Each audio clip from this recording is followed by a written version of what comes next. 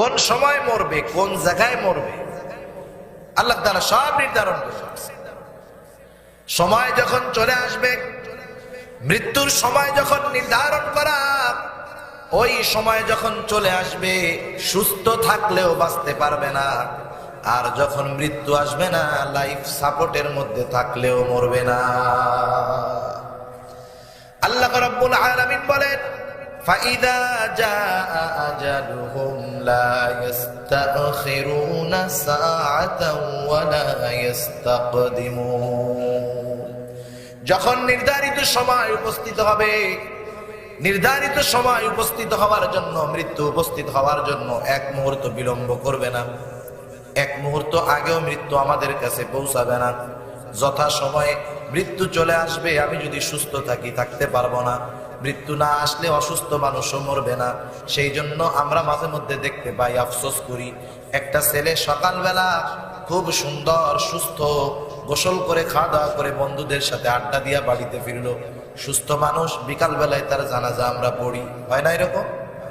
আবার আমরা মনে করি, মনে হয় বুড়া হলেই মরে। না না, গোটা দুনিয়ার মধ্যে মৃত্যুর জরিপ, প্রতিদিন দুনিয়ার মধ্যে যেই পরিমাণ মানুষ মারা যায়, তার 3/4 মানুষ পরিপূর্ণ বৃদ্ধ হওয়ার আগেই মারা যায়।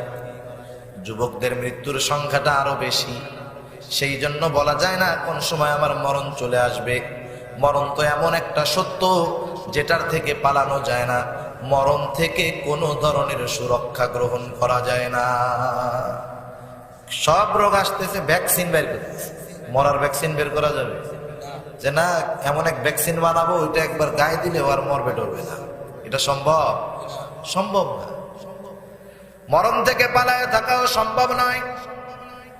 আল্লাহ রাব্বুল আলামিন বলেন, নবী আপনি জানায় দেন, কুল ইন্নাল মাউতাল্লাযী তাফিরুনা মিনহু ফাইন্নাহু মুলাকীকুম সুম্মা তুরাদ্দুনা ইলা আলিমিল গায়বি ওয়াশ শাহাদাতি ফায়ুনাব্বিউকুম বিমা কুনতুম তা'মালুন।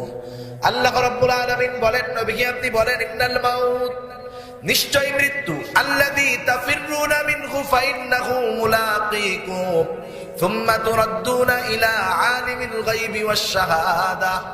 আল্লাহ তাআলা বলেন, নবী আপনি বলে দেন, নিশ্চয়ই মউত, যার থেকে তোমরা পলায়ন করো, অবশ্যই সেই মৃত্যুর সাথে তোমাদের মোলাকাত হবেই হবে।